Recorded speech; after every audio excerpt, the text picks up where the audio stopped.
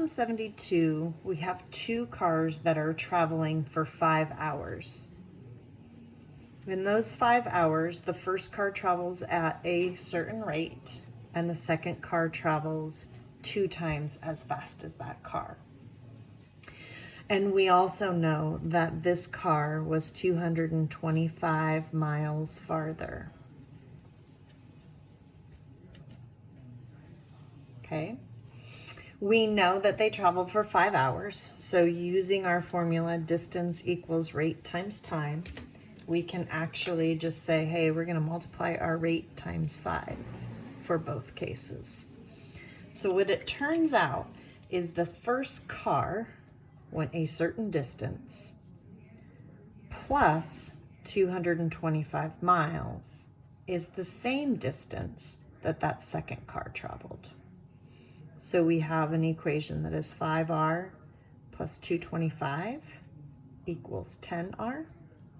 If I subtract 5r from both sides, we get 225 equals 5r. Divide both sides by 5, and I get 45 equals r. So 45 is the rate of the first car.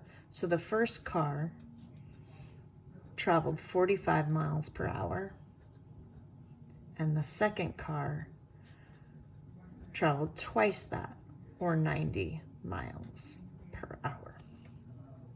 On question number 73, the first few parts of 73 is just really explaining what sometimes, always, and never really means. And that for something to be sometimes true means it works at times, but it doesn't work at other times. So what they're really trying to get you to look at is they're trying to get you to look at this expression right here.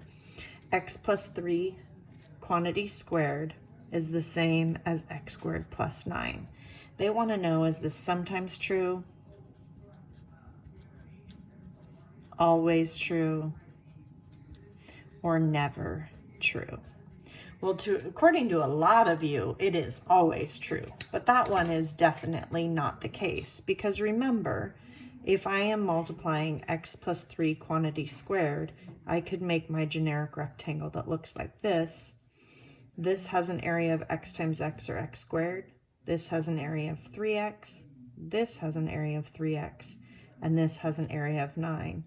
So really, x plus 3 quantity squared equals x squared plus 6x plus 9. But now the question is it ever possible for these two expressions to be equal? And if we let x equal 0, then yes, if we plug 0 in here, we get 9 for this one, 0 plus 9. And this one we get 0 plus 6 times 0 plus 9. So it turns out that if x is 0, then this is true, which means it is sometimes true.